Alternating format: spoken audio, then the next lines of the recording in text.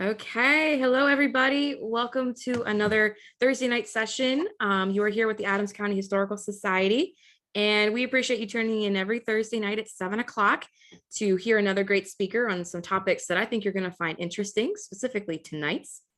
For those of you that don't know, my name is Abby Huffman. I am the Director of Programs with the Adams County Historical Society, and I get the pleasure of not only working with, but getting the chance to set up these speakers for you. And I know that you get some really great programming every week.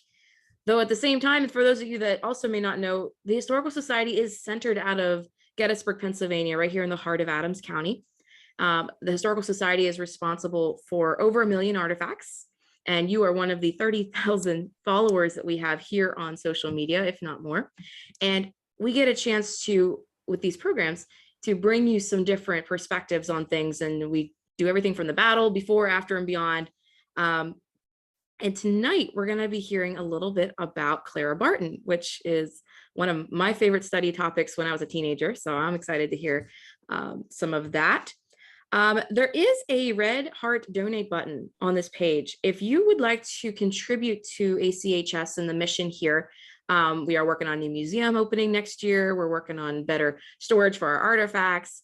And also programming. So if you would like to donate to be a part of that, yeah, it would of course be much appreciated. The red heart button, like I said on this post, will help us with that. So without further ado, I would like to introduce our speaker for tonight, Miss Carolyn Ivanoff. And Carolyn, if I say your name wrong, you can correct me. Good. That was right. All right. So Carolyn is a retired high school administrator and independent historian. She writes and speaks frequently on American history in a variety of formats and venues. Her book, We Fought at Gettysburg, scheduled for publication in 2022, features firsthand accounts by the survivors of the 17th Connecticut Infantry and their experiences on the greatest battlefield of the American Civil War. And tonight she has also agreed to talk about, another great topic, Miss Clara Barton. So without further ado, if y'all would welcome Carolyn Ivanoff to our screen. Thank you for having me, Abby. I'm very excited to be speaking about Miss Barton today. This is her bicentennial year. She's 200 this year. And this program is going to focus pretty strongly on her Civil War career and her founding of the Missing Soldiers Office. Obviously, she had a great and long career after the war with even more impact on millions of lives. But today we're going to focus on her Civil War service and the Missing Soldiers Office. And I'm going to just go and share my screen and bring up the program, and we'll get started. Okay, there we go. So Miss Clara Barton was known as the Angel of the Battlefield for her service as a nurse and relief worker during the American Civil War. In March of 1865, with written permission from President Lincoln, Barton established the Missing Soldiers Office. As the Civil War was coming to a close, there were so many unknown dead that remained unidentified. Tens of thousands of grieving families did not know the fate of their loved ones. From the time she first went into the battlefield, Barton was acutely aware and deeply concerned for the fate of the men whom she cared for and their families. Her wartime diaries are filled with the jotting of names, rank, regiments, and wounds these men suffered. Wherever she could after their deaths, she noted their burials, their comrades, and their families members with hopes toward contacting them and letting them know what had happened to their beloved dead. Barton dedicated herself to the search for missing and identification of the dead with the opening of the Missing Soldiers Office. She financed this work from 1865 until 1868 by living frugally, lecturing about her wartime experiences, and eventually she received $15,000 from Congress. By the time the office closed in 1868, Barton had worked herself into exhaustion. Before the advent of typewriters or computers, The office had published 5 separate rolls containing over 6,500 names. Her office had processed over 60,000 inquiries, and more than 22,000 unknown dead had been identified, 13,000 at Andersonville alone.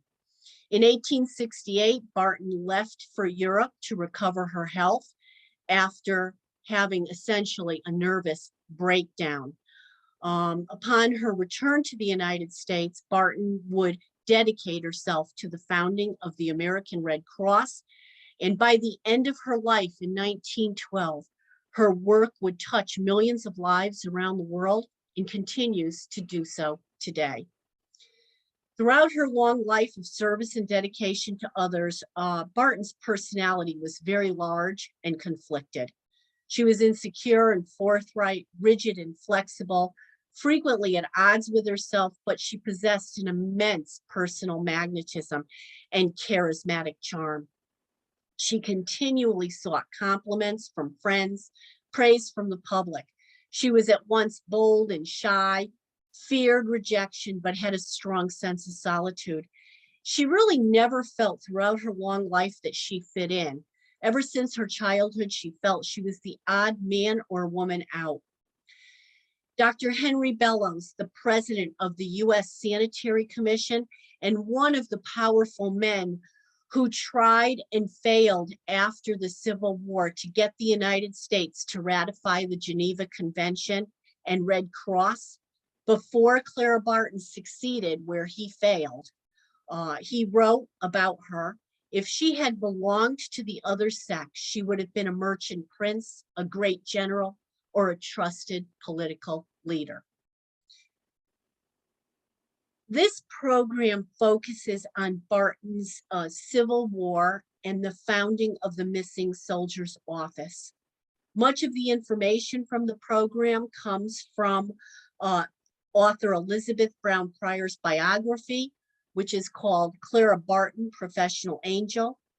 The magnificent Library of Congress Clara Barton Papers collection, and the programs and research from the Clara Barton Missing Soldiers Office Museum. If you haven't been to the National Museum of Civil War Medicine in Frederick, Maryland, or the Clara Barton Missing Soldiers Office in Washington, D.C., I strongly recommend. They're both well worth a trip. This slide depicts 4 areas of Barton's early life. She is born Clarissa Harlow Barton, born on Christmas Day, 1821 in North Oxford, Massachusetts. Again, this is her bicentennial. She's 200 years old this year. She is the youngest of 5 children, a surprise child who was 10 years younger than her youngest sibling. She was very shy and very precocious. She related better to adults than other children. Her father was Captain Stephen Barton, a former militia officer, and she was the absolute apple of his eye. He told her stories and taught her history. Her strong character stemmed from him, and she revered him. Her mother was a tough, difficult, and profane woman. Her temper was legendary in the family, and she once dismantled a new stove and threw it into the pond because she didn't like the way it heated. Barton remembered her rising about 3 a.m. every morning and always doing 2 days' work in one. Her mother was an abolitionist. She believed in suffrage for women, and she had little time for her youngest daughter. So Clara's brothers and sisters raised her and taught her. Brothers Stephen and David taught her math and business. Her younger brother David taught her to ride anything on 4 legs and many practical skills. Sister Dolly was a teacher, and Sister Sally, also a teacher. Both sisters taught Clara to read and write at a very early age. They gave her a love of learning and literature. Unfortunately, Dolly began exhibiting signs of severe mental illness in her late teens and early 20s. Dolly often had to be locked in the house or a room, and she could become very violent. And one of Clara Barton's most frightening childhood memories was when Dolly escaped the house and began chasing David's wife through the yard with an axe until David could disarm and restrain her. The family never talked about Dolly's troubles, and she died young in 1846. It seems that depression ran through the family, and Barton would suffer from melancholia her entire life. It's not really good to try to go back and analyze what is happening historically with personalities. But if you look at the family dynamic, it seems that Dolly may have been schizophrenic. Barton's mother may have been bipolar based on some of the many stories about her behavior, and Barton herself could be seen to exhibit manic depressive symptoms throughout her life. Clara Barton is sent to school at age 3 and does very well academically.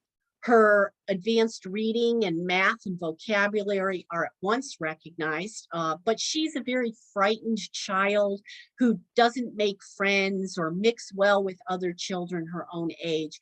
She's always a more adult-centered and the teacher's pet. She's not a popular child. Her first nursing experience occurs when her brother David fell from the rafters at a barn raising. And needed her constant care for the next 2 years. She was 10, 11, and 12. She became even more introspective and shy during this period. Her parents were fearful for her future. Her mother believed she was a very troubled child. They consulted Dr. Henry Fowler, the famous phrenologist, who advised the family that Barton needed responsibility and purpose, and that she should become a teacher. She began her first teaching career at age 18 in Massachusetts schools near Oxford, Massachusetts. Her first assignment was District Number 9. Her first day, she found 40 students waiting for her in her one-room schoolhouse. She was a successful, effective, and exemplary teacher. Districts begged her to teach for them. She worked in some of the roughest schools without any disciplinary issues. She used her writing crop on a student once, and this shocked herself and her class, and she never ever needed it again. Her very first school won the district's highest marks for discipline, and she was a bit outraged about this because there had been no discipline. At one school, she had 70 students, ages 4 through 24, American and immigrant born. She taught reading, writing, arithmetic, algebra, bookkeeping, philosophy, chemistry, ancient and natural history. She taught in many dilapidated buildings. She crusaded for her underprivileged students and sometimes worked without wages in poorer areas when necessary. She always demanded and received equal pay with male teachers. When one school board tried to pay her less, she told them, "I may sometimes be willing to teach for nothing, but if paid at all, I shall never do a man's work for less than a man's pay." And she received the equal pay she demanded and deserved. She saved her money to continue her own education, and at 29, she went to the Clinton Liberal Institute in New York for a year. She had to leave with her education incomplete when her mother died in 1851. She then went to friends in New Jersey, Mary and Charles Norton, and her personal education was still incomplete and never to be continued. Her time in New Jersey, her future was uncertain. She was suffering from a lot of depression after the death of her mother. She was insecure about her future, but she still believed her life's work would remain in education. She's not idle for long in New Jersey. In Bordentown, New Jersey, she notices a lot of idle, listless, dirty boys on every street corner, and it makes her quite uneasy. She had been teaching in private subscription schools in New Jersey as there were no free public schools in the state. She went to the local school board, and they claimed the boys were more fit for prison than the schoolroom, that free school was charity and insulting, and that a strong local male teacher could not teach these children, and she was a woman. Somehow she convinces them to try a free school experiment in a ramshackle one-room schoolhouse. On the first day of school, only 6 boys appear. She encourages them, she engages them, she answers their questions, she tells them stories. The next day, there are 20 boys in her classroom. In 2 weeks, there were 55, and young girls began to come to the school as well, until there was a waiting list of over 400 children. The town fathers were so impressed with this success in Bordentown that they voted to spend $4,000 to build a new, much larger brick building to accommodate 600 students. Enrollment grew to 603 students under her leadership. But when she returned home after the summer vacation, instead of hiring her to be the headmaster, the school board hired a man. His name was J. Kirby Burnham, and they paid him $500 to head the school, twice as much as they were paying her. The board felt that the school was so successful that a man really should be running it. Well, this man was not the strong administrator that Barton was, and the school began to descend into disarray. In February, Barton's health was thoroughly impaired. Her body was weak from stress. She lost her voice, and she resigned. Burnham didn't make it till the end of the school year. He was dismissed, and the finger pointing and strife in town doomed the free school experiment. And Barton's symptoms at this point will recur throughout her long life in times of stress. So she decides to leave New Jersey, and she makes a decision to go to Washington, D.C. in search of new employment. She will never, ever teach again for a living. She finds a boarding house. It's not yet the famous 7th Street boarding house that she will spend her Civil War years in. She makes a call on her distant cousin, Massachusetts Congressman Alexander DeWitt. And DeWitt opens doors for her in the social and political worlds. One of Barton's lifelong success stories is her ability to network. No one uses the old boy network like this woman. She gets men to support her and her causes, and she builds lifelong working relationships with them. She likes men. She's able to get them to do what she needs them to do. And even though there are some exceptions to this, she's very successful. She's often credited with saying to men, as for my being a woman, you will get used to that. And mostly powerful men do. She doesn't rebel. She uses the confines of Victorian society to her advantage regarding the roles of women and the courtesies that are expected by men toward them. But she's never, ever the traditional Victorian woman. Several Civil War surgeons are going to vocally detest her during the war years. She doesn't always get along with other powerful women, but she does have lifelong relationships with female friends and relatives.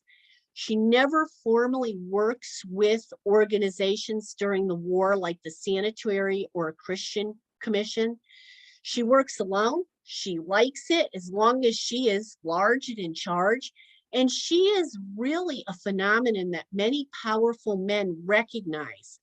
And they hold her in very high regards and go to great lengths to aid her and her causes. So in Washington, she's introduced to a man called Judge Charles Mason, the Patent Office Commissioner.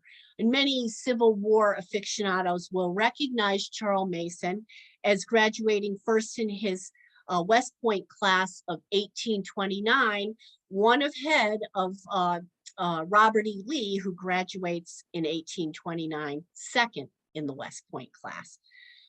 He's a very interesting man. He offers Barton a job as a full-time recording clerk in the patent office in July 1854 at $1,400 a year, an amazing salary for any man and exceptional for a woman. She becomes one of the first men to work full-time for the federal government, and Judge Mason is willing to employ her because he believes she's an excellent clerk. Well, his boss, Robert McClellan, Secretary of the Interior, has a very different opinion. McClellan pressures Mason to dismiss her, and her position at the patent office is always at risk. McClellan deemed it improper for men and women to work side by side. There's a term for this in the Victorian era. Men and women working together was termed promiscuous employment, and it was frowned upon by most in polite society. But Judge Mason protects Barton's job as best he could. She's more efficient than any of the men she works with. They all knew it, and it doesn't make her popular. When the judge took up the war against corruption in the patent office, Barton works with him and becomes even more unpopular with male coworkers. She fearlessly exposes corruption, but the men return to righteousness with catcalls. They spit tobacco juice on her hem. They blew cigar smoke in her face, and they made up rumors about her supposed lack of virtue. She believed she had every right to employment in the masculine world. She believed that she had a right to work, and Judge Mason honors that right until he leaves for a few months, and McClellan immediately demotes her to copyist. This means she earns 10 cents for every 100 words she can copy. She worked even harder at those rates. She ultimately earned $900 that year, a big pay cut. And ultimately, she will lose her job when the Buchanan administration is inaugurated, but will be reinstated in 1861 when the Lincoln administration is instated. So Civil War comes to her and the rest of the area on April 12th, 1861, with the firing on Fort Sumter in South Carolina.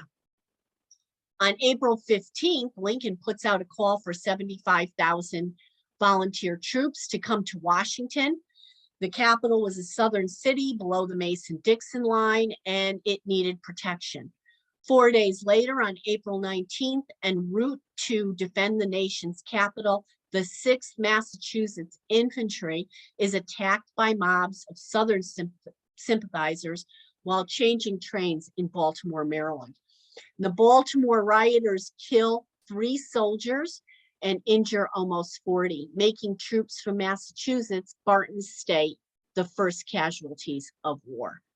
The government was not at all prepared to deal with soldiers, wounded or otherwise. They had no barracks or army hospitals, so the Massachusetts boys end up in the Senate chamber of the U.S. Capitol. And Barton immediately goes there with her landlady, Elmira Fales, and her sister, Sally Vassell. They bring the boys supplies from their own household. These men had almost nothing, no beds, no changes of clothes, not enough rations. She feels if the Union is this ill-equipped now before the fighting has ever really started, what would happen out on the battlefield? She begins collecting supplies for the men. She receives an overwhelming response to her request for supplies for the troops, and this marks her start as a wartime relief worker and humanitarian. She's drawn to the soldiers, the boys in blue. She feels connected to them. Many are right out of the schoolroom. She's keenly aware that these men are sacrificing everything for the Union, and they become her sacred cause. Now, with the outbreak of the war after Sumter, it becomes more apparent how profoundly unprepared the government is. Soldiers starved and died for lack of the most basic necessities. She's determined to do something about that.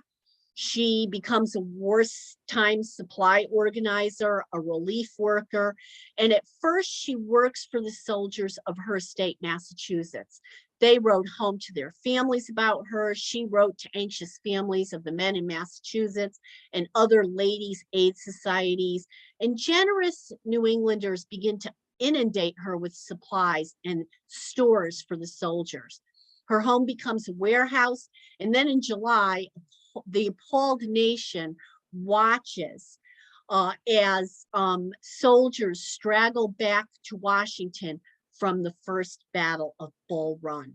Not one ambulance or wagon was available to bring the wounded off the battlefield. It was called the Great Skedaddle, for the defeat. It was a national tragedy, a national scandal. Some of the wounded lay out in the field for days before anyone found them. Those that got back had to wait for medical attention at Washington. It was a disaster. And it does truly shock the nation. Soldiers with wounds died from neglect. They died for lack of basic supplies. Nurses are urgently needed, none to be found. Barton was never a prude, but in this regard, she felt that she was in a dilemma.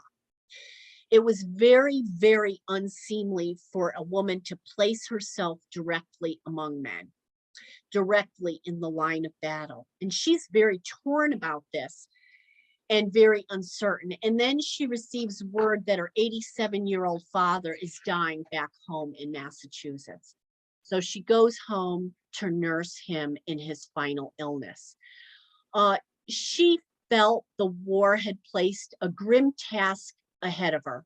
She felt compelled to go to the front. She really wrestles with this and agonizes over this decision, and she's frantic over her father's failing health. She speaks to him about it and she seeks his counsel. And on his deathbed, her father gives her his complete support for the path that she wants to take forward.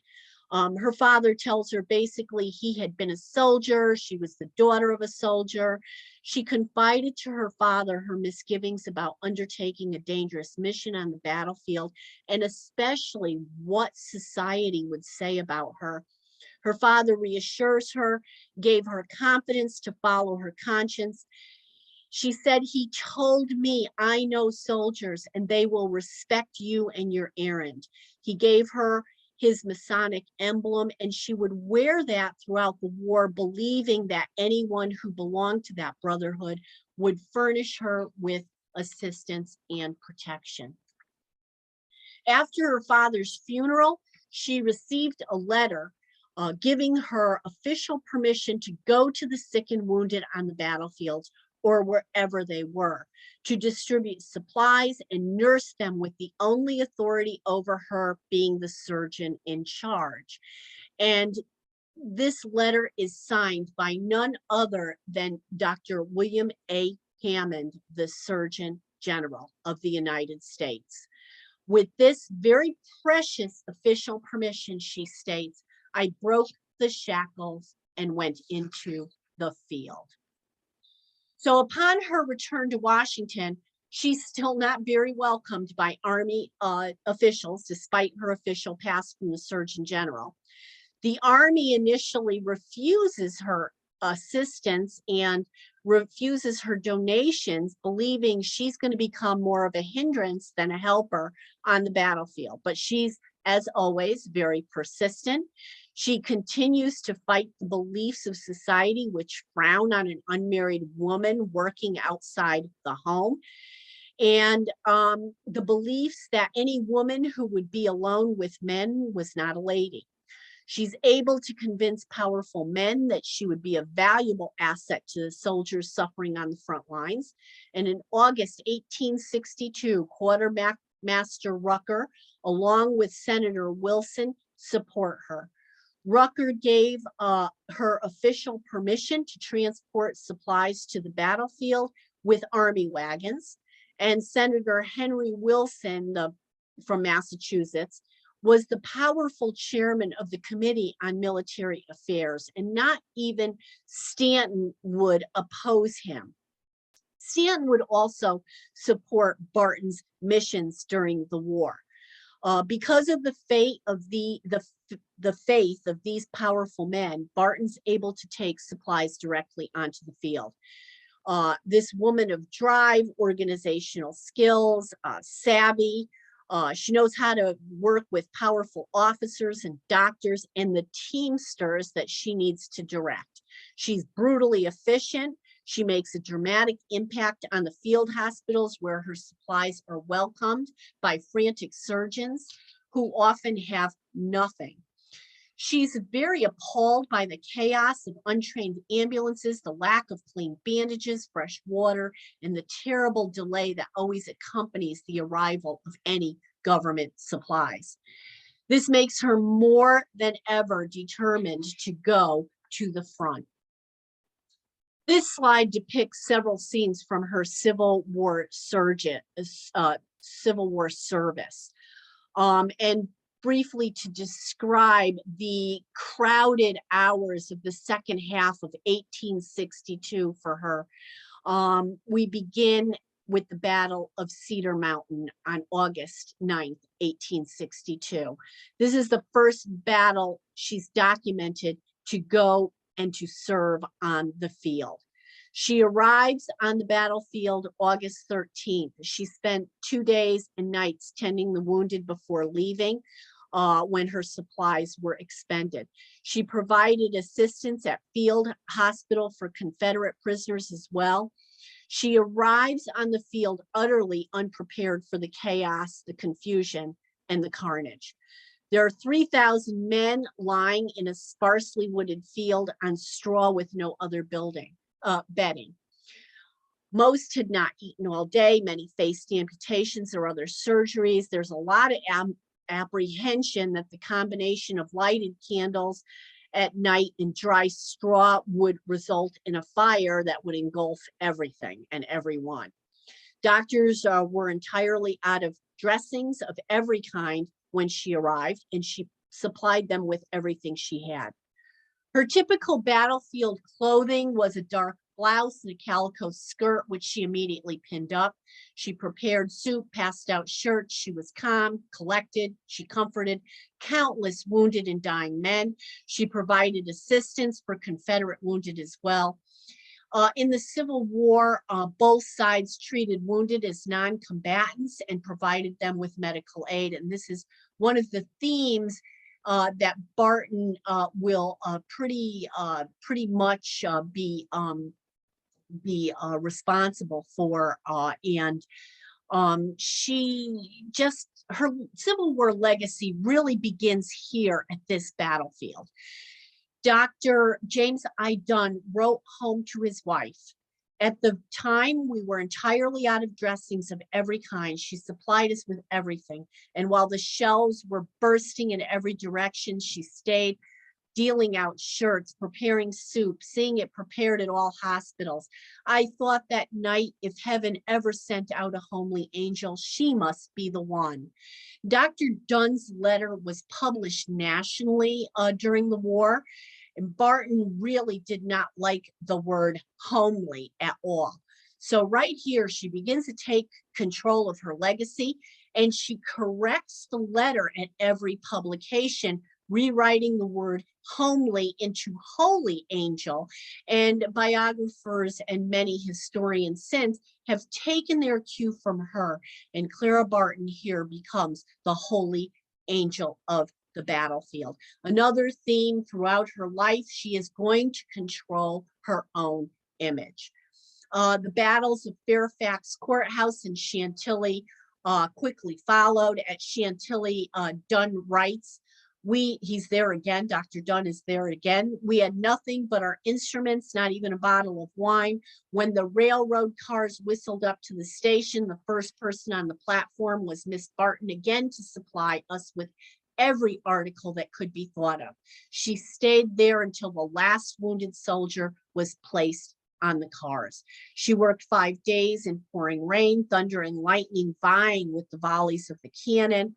Army wagons kept arriving, bringing more dead, more wounded. She kept working. She took time throughout her time on battlefields to jot down the names of many wounded men so their families could be informed. She slept only 2 hours. It's just a nightmare. She makes sure all of the wounded are fed, that she can feed. She receives word that General Kearney has been killed and that the Union is in retreat. She is told that the enemy is breaking over the hills. She gets every one of her patients onto the train, the last train out of the station, before the conductor sets fire to the station as the train pulls away. Very dramatic stuff. 2 weeks later, she's at Antietam, her most famous battle. She arrives at the height of the battle with all her supplies. Official hospital supplies had been in the road at the very end of the wagon train. And at 1 a.m. before the battle began, she got her teamsters up and moving, and she caught up with the artillery. That's how she got there with supplies. By time Antietam, she's experienced enough to know to follow the guns was the quickest way to supply relief. She gets to the Poffenberger farm where the wounded lay all around. Supplies are gone. The wounded are being bandaged with corn husks. Under the roar of cannon, she nurses and feeds the wounded. A man lying on the ground asks for a drink. She raises his head up, and at that moment, a bullet goes through her sleeve and kills the man in her arms. She finds another young wounded boy who just is refusing all medical help, this young boy turns out to be a girl. Barton shields her. She gets her somehow to Washington. She finds the girl's lover. Apparently, the girl's name was Mary Galloway, and she and her husband are going to name their first child after Barton. She does minor surgery with her pocket knife. And she removes a bullet from the cheek of a man who begs her to do that service for him. She's very ill, or beginning to be ill, at Antietam. She arrives back to Washington after her teamsters put her on the floor of a wagon, take her back into the city, and she says when she arrived back, "My face was still blue, the color of gunpowder," but she is critically ill with typhoid fever after Antietam. Battle at Fredericksburg finds her at Lacey House. She is in a room where a shell destroyed the door to that wound. There's, it's just a charnel house. You can see it there, popular depiction of her in 1862, Fredericksburg, December 13th. She has a couple of very close calls there, and ultimately she makes her way back to Washington to her boarding house. Just very, very dramatic stories at Fredericksburg. In the summer of 63, she's not at the Great Battle of Gettysburg. She joins her brother David, who is a Union quartermaster in South Carolina, and she's at the second attack on Fort Wagner on July 18th, 1863. And she is proud all of her life of witnessing the remarkable courage and sacrifice of the gallant 54th Massachusetts, the Black regiment from her state that led the assault on the beaches outside of Fort Wagner. After the attack fails, she nurses the wounded, Black and white alike. And for the rest of her life, she becomes rigidly committed to human rights and equal rights for all, Black, white, women, poor, all those unable to defend themselves. That summer, she works alongside Frances Gage, one of the most influential and important people in her life. Gage is a mentor and a friend for 20 years. It's Gage who will help her write the request for $15,000 appropriation to support the Missing Soldiers Office, which is successful. In South Carolina, she meets the great love of her life, John Elwell. Her biographer, Elizabeth Brown Pryor, says that John Elwell was the only one who ever came near to Barton's exacting standards for a husband. He was married. There was no question he would return to his wife after the war was over. They would both remain friends for the rest of their lives. After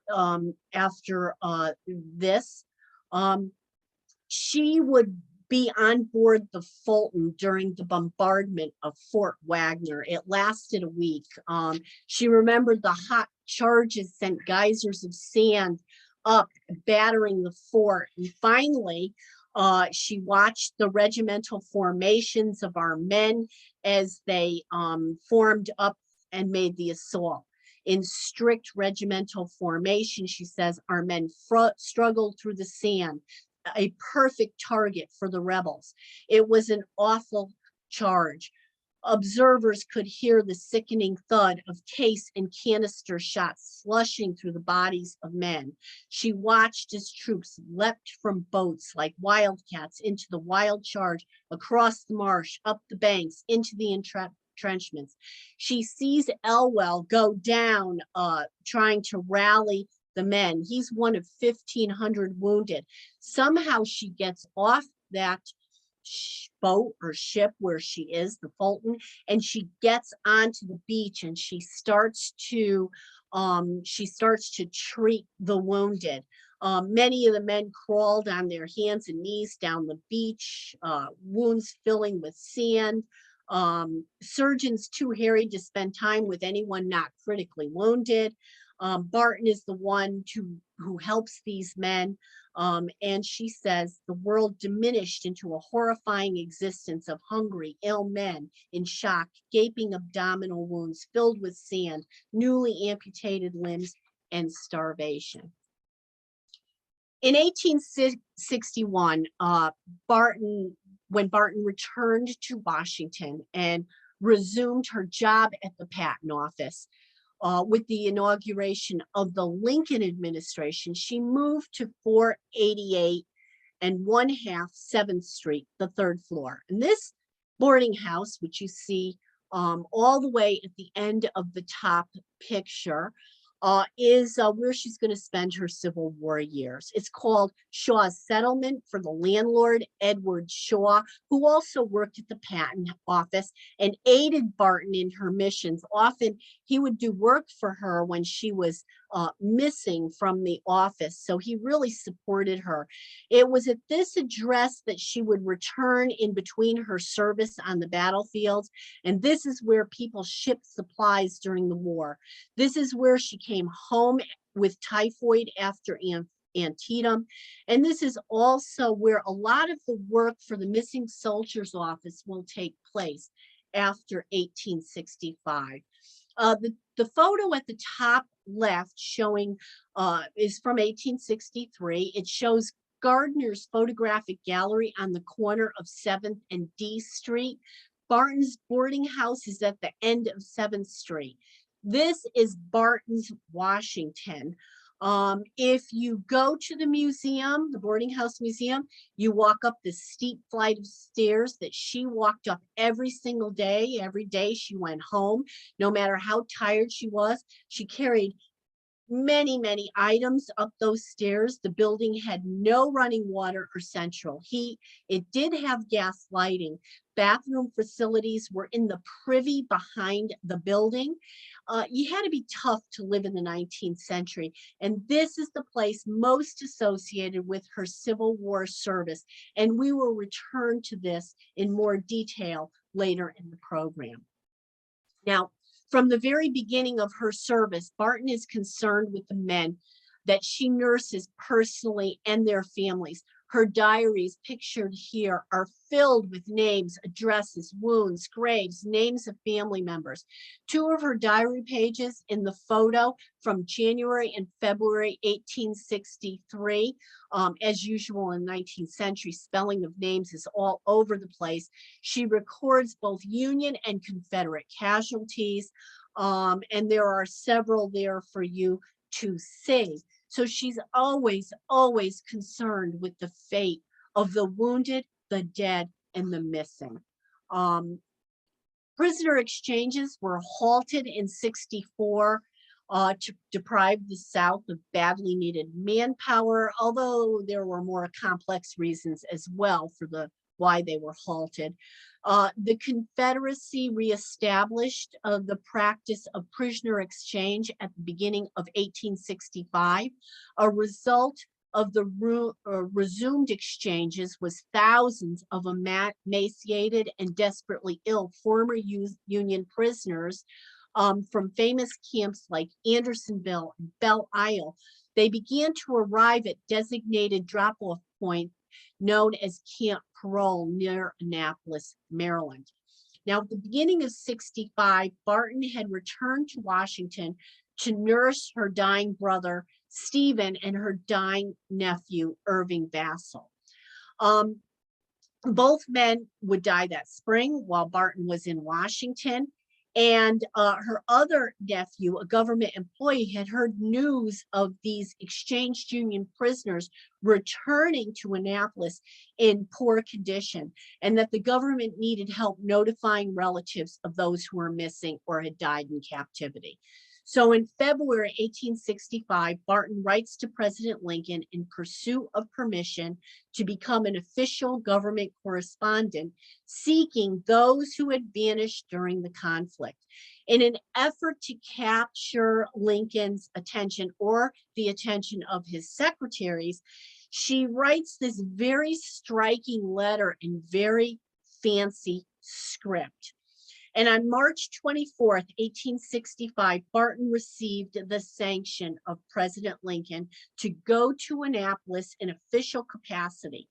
Her job would be to list the names of those who had died in captivity, notify their family, and with Barton's official appointment, she began receiving thousands of letters, sometimes as many as 150 a day, from concerned relatives, primarily women, looking for their loved ones. Now, this concept of a missing soldier's office was a remarkable one for its time. One of the greatest tragedies of the Civil War was the tens of thousands of soldiers who died unknown, and the tens and thousands of families left without any consoling knowledge of their loved one's fate, circumstances of death, or place of burial. There are a lot of statistics for how many dead died unknown, some as high as 40% that were never identified. I think numbers are a very slippery slope, but there were just so many. There's another that says there were over 190,000 unmarked graves dotting the nation. The U.S. Army at the time of the Civil War had no mechanism in place to notify families of the death of a soldier. At the end of the war, Barton, of course, made it her mission to find and locate as many unknown dead as she could identify so that loved ones at home could have some solace about the fate of their beloved. There were many strikes against her plan. One, the Army did not notify families in the event of a soldier's death. There was no formal physical form of identification, such as the dog tags that became part of the 20th century military. There's no central graves registration process. Casualty lists are notoriously inaccurate, compiled from company and regimental rolls after a battle. Notification and condolences to families came from company officers or comrades who might witness the death of a soldier. If burial parties were aware of a man's identity, they did try to mark the place of burial. But the sheer numbers of dead, the time between death and burial on the field, the advances in weaponry, and the damage beyond recognition to the human form, so many men are never identified. Many soldiers concerned about the fate of their remains did begin to purchase tags from sutlers, fill out paper ID tags from the Christian Commission, write their names on paper and pin them on before advancing into battle. However, all of these were woefully inadequate and non-systematic. Barton understood the difficulty of keeping records under battlefield circumstances, but she also grieved deeply for the families who would never know the fate of their loved ones. And she really mourned the unidentified dead themselves. At Annapolis, Barton is going to witness the chaos as thousands of emaciated former prisoners arrive from Confederate prisons. She understood that inconsistent record keeping would make it almost impossible to know who had been left behind in the graveyards and the prisons. And so she turns to the best source of information she has on hand, the soldiers themselves. And she implores returning soldiers to tell her about their comrades who did not make the return journey. Without documentation, widows could not claim their government pensions. Grief-stricken families who had no idea what had happened to their men are left not only emotionally bereft and desolate, but without any financial means to carry on. So Barton feels this very, very deeply. She established the missing soldiers office at her boarding house on the 3rd floor of 7th Street. To meet the astonishing demand of letters, Barton hired a few assistants with her own money, hoping the government would eventually reimburse her. Barton and her small team were able to keep up with the overwhelming rate of incoming inquiries with the pioneering use of form letters, a few well-placed blank lines on a document to respond efficiently to concerned writer, such as your communication of blank date is received and the name of blank person is placed on my list. It will be my earnest endeavor to bring these lists to the notice of returned soldiers everywhere. Be assured, as soon as any information of interest to you is gained, it will be promptly forwarded. She was determined that anyone who wrote to her would receive some form of reply. So gradually, she compiles a master list of soldiers who had disappeared during the Civil War. In June 1865, she publishes her first roll of missing men, which listed 1,533 names. By the conclusion of her work in 1868, 5 separate rolls were published containing 6,650 names. These lists were organized by names of state and contained instructions for anyone with knowledge of these men to write to her. President Andrew Johnson allows Barton the use of the larger government printing presses to publish the rolls of missing men, a task that would have been impossible without government support. So the business starts and the business goes on. And as she goes about her work, she learns that not everyone is willing to be found. soldiers who became attached to Southern sweethearts, soldiers who had deserted or simply wished to start a new life, preferred to remain missing. One young man demanded to know what he had done to have his name blazoned all over the country in the newspapers. Well, this really strikes a note with her. He writes to her, "Madam, I have seen my name on a sheet of paper, somewhat to my mortification, for I would like to know what I have done so that I am worthy to have my name blazoned all over the country. If my friends in New York wish to know where I am, let them wait until I see fit to write them. As you are anxious of my welfare, I would say that I am just from New Orleans, discharged on my way north, but unluckily taken with chills and fever, and could proceed no farther for some time at least. I shall remain here a month. Respectfully, your obedient servant, Joseph H. Hitchens." Now, both Hitchens' wife and sister and mother had written to Barton, and Barton is furious. I believe his mother ultimately passed away not knowing where he was.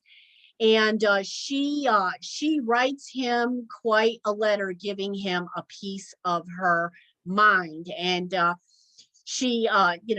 last line is, "You are mistaken in supposing I am anxious for your welfare. I assure you, I have no interest in it, but your accomplished sister, for whom I entertain the deepest respect and sympathy, I shall inform of your existence, lest you should not see fit to do so yourself."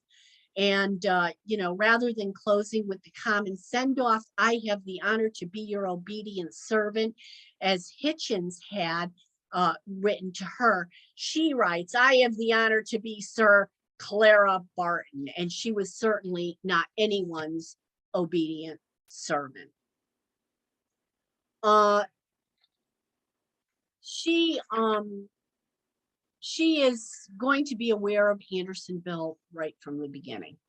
It's the worst of the infamous Southern prisoner of war camps. She deals with many coming into camp parole from Andersonville. It's certainly the most infamous of Southern prisoner of war camps.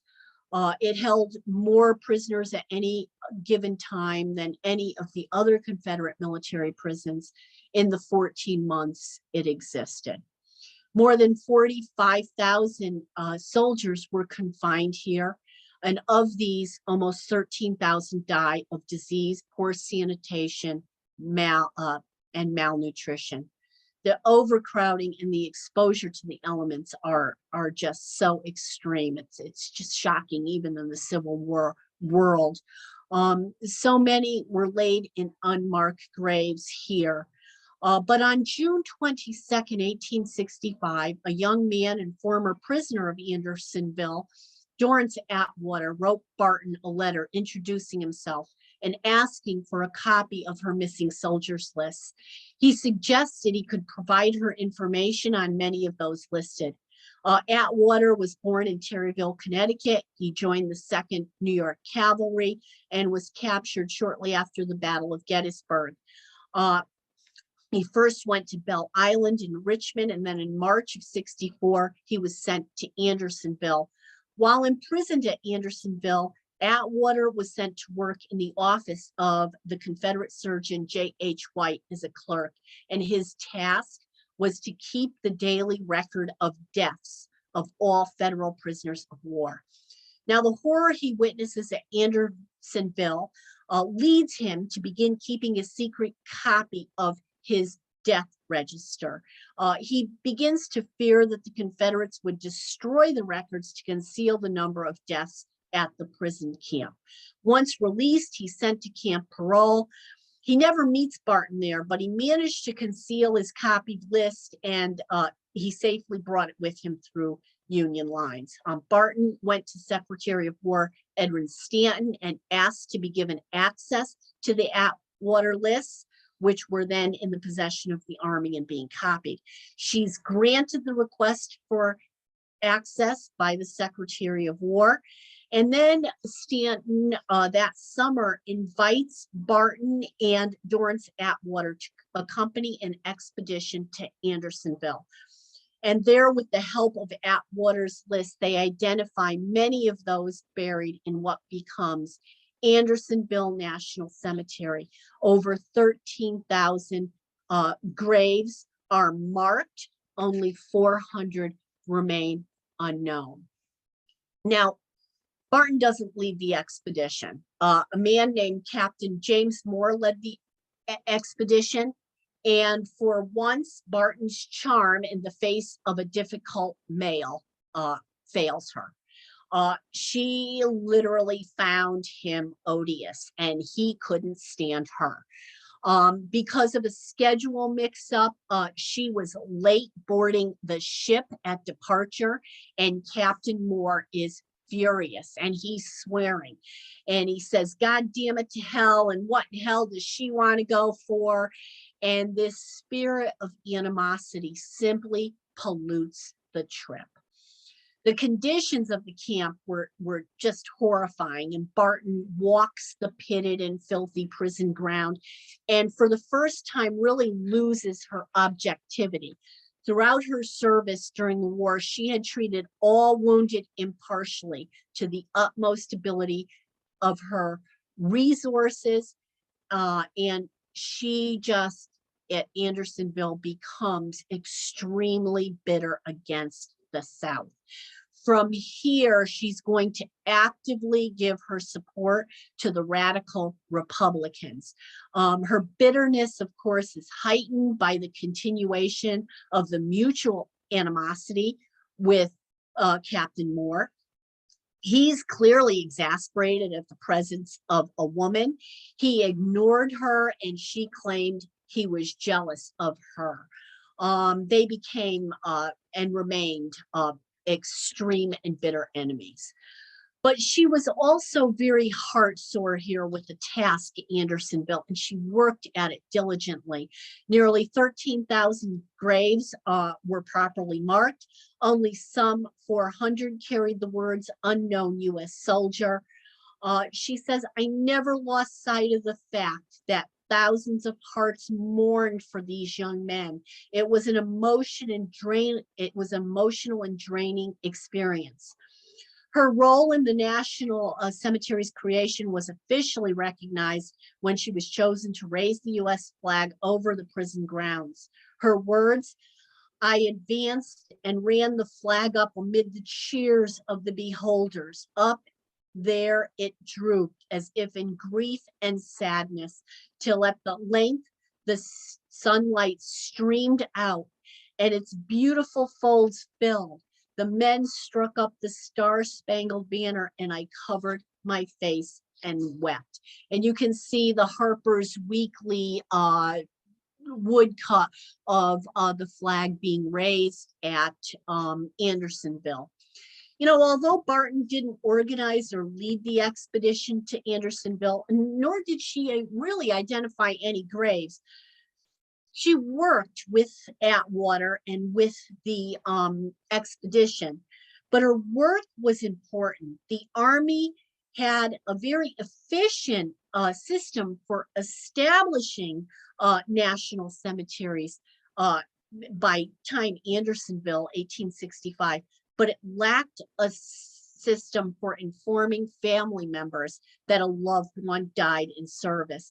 And Barton is the one who filled this role and was instrumental in getting Atwater's list of Andersonville dead published in 1866.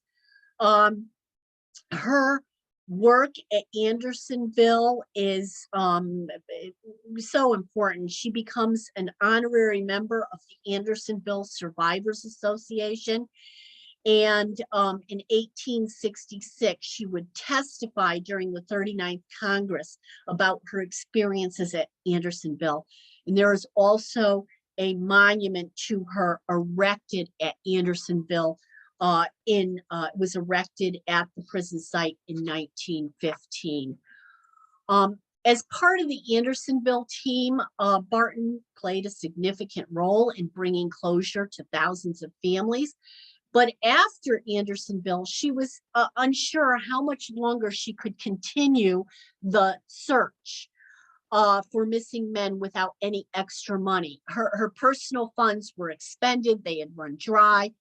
And it was not until early 66, with the help of her friend, Frances Dana Barker Gage, that Barton is able to raise money to continue her work. Gage wrote several pleas, national pleas for Barton in the New York Independent, soliciting money for this noble cause. Gage helped Barton draft a petition to send to Congress, and after much deliberation, Congress did elect to grant her $1,500 as a reimbursement for her previous efforts and to keep the mission going. And with that boost, Barton was able to continue her work, and she worked through the end of 1868. In her final report to Congress, Barton presented some amazing numbers in 4 years. The Missing Soldiers Office had received 63,182 inquiries, written 41,855 letters, mailed 58,693 printed circulars, and distributed 99,057 copies of her printed rolls, and they had identified over 22,000 men. Now, Barton understood early on that she needed to publish the causes she believed in dramatically. She knew this was crucial for receiving public support. She also knew it was crucial for securing and controlling her reputation and legacy. And she needed the money and the fame, but it also fed something intrinsically deep inside of her. In 1866, encouraged by Fanny Gage, she began a very brilliant lecture career that publicized both her causes and her name. She garnered public acclaim and support for both. After the war, she stood on the stage with likes of famous American men such as Ralph Waldo Emerson, Mark Twain, Frederick Douglass, William Lloyd Garrison. These men are all on the lecture circuit along with her. Her talks centered on work and incidents of Army life and the work at Andersonville. She always dressed beautifully in black silk. She made sure her hair was jet black and carefully groomed. Her voice is always sweet and clear. One of the biggest criticisms of her was, she exaggerated her role in the war. Well, she did speak dramatically, and I'm willing to give her a pass on this because her fellow male lecturers also spoke to achieve support for their causes. I know I'm probably going to get in trouble for this, but Frederick Douglass, the great American abolitionist, spoke dramatically. And I don't think anyone would accuse him of exaggerating when he dramatically described the evils of slavery as part of the experience in securing support for the 13th Amendment and equal rights. The money and notoriety she got from lecturing was beneficial to her in keeping the Missing Soldiers Office running, and it did feed, an intrinsic need in her. She delivered over 200 lectures throughout the Northeast and Midwest regarding her Civil War experiences. She would earn $75 to $100 per lecture, which was excellent money. Unfortunately, she hated it. All speech making terrified her.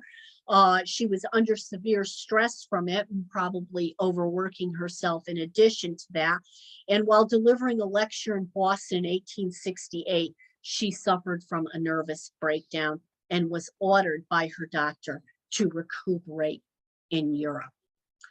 And when she returns from Europe, she's going to begin a whole new career, but this focus on the missing soldiers office doesn't end with her closing the office and leaving for Europe.